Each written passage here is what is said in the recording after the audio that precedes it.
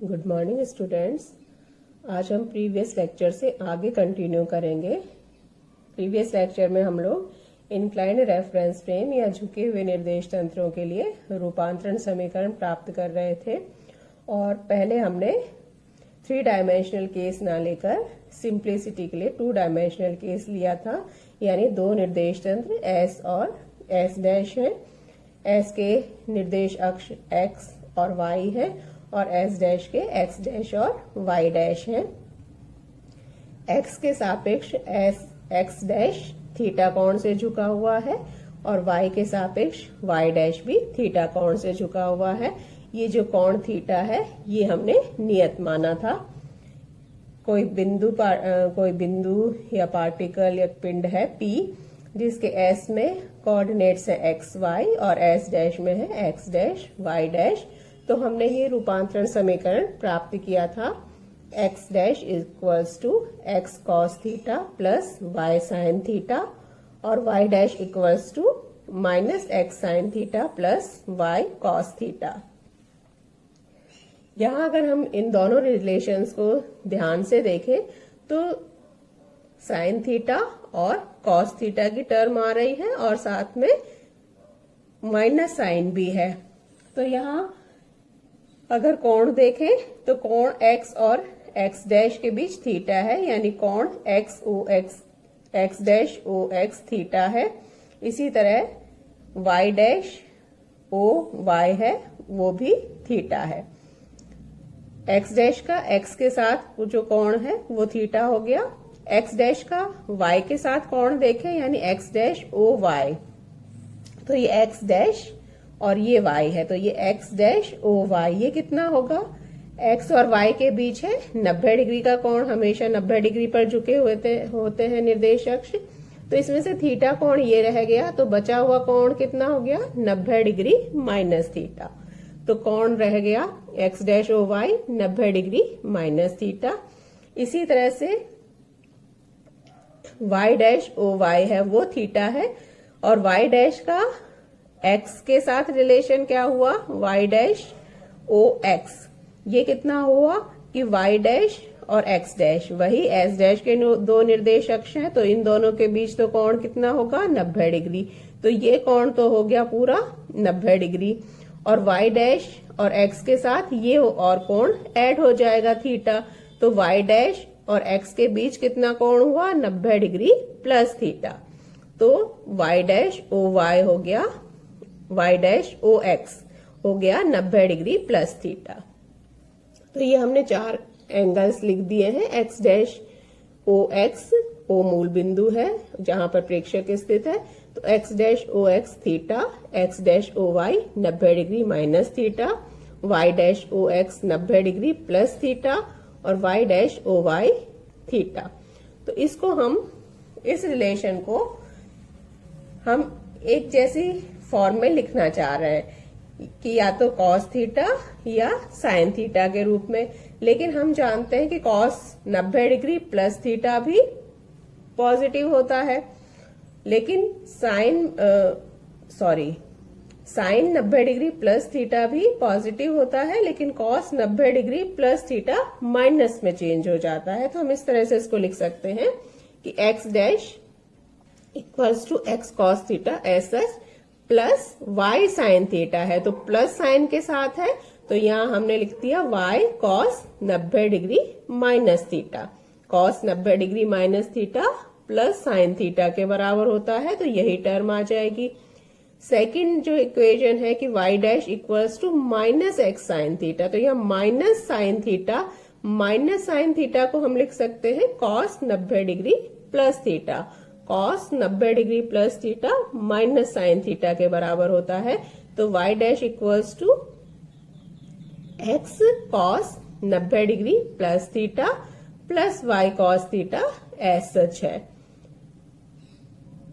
अब ये सारी जो चारों टर्म्स हैं वो कॉस में कन्वर्ट हो गई हैं, तो x डैश को उसके बाद हम इस तरह से लिख सकते हैं x, यहाँ x डैश और x है, तो x dash o x dash o x किसके बराबर था? थीटा के बराबर ही था, तो वही टर्म है x कॉस थीटा को x cos x dash O x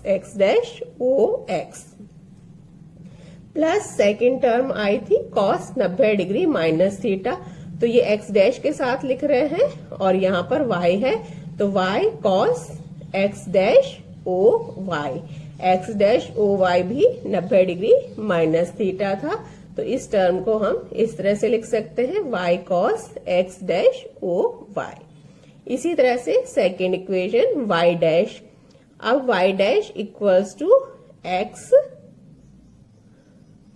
cos Y dash O x, Y dash O x, Y dash O x 90 degree plus theta ही था, तो 90 डिग्री प्लस थीटा को हमने लिख दिया है कोण Y dash O x plus Y cos Y dash O Y, Y dash O Y. तो यहां हम देखें तो एक जैसी टर्म्स इस तरह से आई है कि जब हमने एक्स डैश का साथ का फर्स्ट टर्म जैसे एक्स के साथ थी, तो जो कोण बना वो X dash O X, X dash की सेकेंड टर्म वाई के साथ थी, तो कोण बन गया X dash O Y, Y dash की फर्स्ट टर्म फिर से एक्स के साथ, तो Y dash O x, Y dash की सेकेंड टर्म वाई के साथ, तो कोण हुआ वाई डैश ओ वाई और कॉस के साथ। तो इनकी सहायता से कि एक जैसे इस तरह की टर्म्स आ गई हैं, तो हम इनकी सहायता से अब इसको 3 डायमेंशनल में आसानी से लिख सकते हैं, जिसमें 3 डायमेंशनल का मतलब होगा कि एक्स डैश फंक्शन होगा एक्स वाई जेड का, वाई डैश भी फंक्शन होगा एक्स वाई जेड का और जेड डैश फंक्शन होगा एक्स वाई जेड का। यहाँ 2 डायमेंशनल में लिखा था तो एक्स डैश फंक्शन था एक्स वाई का, वाई डैश फंक्शन था एक्स वाई का, 3 डायमेंशनल में लिखेंगे तो ये तीनों हैं वो एक्स वाई जेड के फंक्शन होंगे। तो इन्हीं जो 2 इक्वेशन हमने निकाली है उनकी सहायता से लिख सकते हैं कि जब एक्स 2 डायमेंशनल केस लिख रहे थे तो एक्स डैश की फर्स्ट टर्म एक्स के साथ थी, कोण हो गया था कॉस का वही X dash O X, X dash की सेकेंड टर्म वाई के साथ, तो कोण हो गया था cos x dash O Y, तो अगर 3 डायमेंशनल होता तो कोण कौन सा हो जाता एक्स डैश ओ जेड, तो वही हमने यहां लिख दिया है कि X dash equals to x cos angle X dash O x plus Y cos angle X dash O Y plus Z cos angle हो गया एक्स डैश ओ जेड, यानी एक्स डैश और जेड के बीच में। इसी तरह वाई डैश के लिए X cos Y dash O x, Y dash का वाई के साथ दूसरी टर्म हो जाएगी plus Y cos Y dash O Y, third term हो जाएगी प्लस वाई डैश मतलब जेड वाई डैश के जेड के साथ की जेड कॉस एंगल हो जाएगा Y dash O Z, Z dash का भी एक्स कॉस एक्स के साथ टर्म कोण हो जाएगा cos Z dash O X, second term Y के साथ होगी तो कोण कौन सा बनेगा जेड डैश ओ वाई, तो टर्म हो गई Y cos Z dash O Y, और जेड डैश की थर्ड टर्म जेड के साथ वह भी जेड कॉस एंगल हो गया जेड डैश ओ जेड। तो इस तरह से हम 2 डायमेंशनल केस लेकर उसको एक सिमेट्रिक फॉर्म में लिखकर उसको 3 डायमेंशनल फॉर्म में आसानी से कन्वर्ट कर सकते हैं।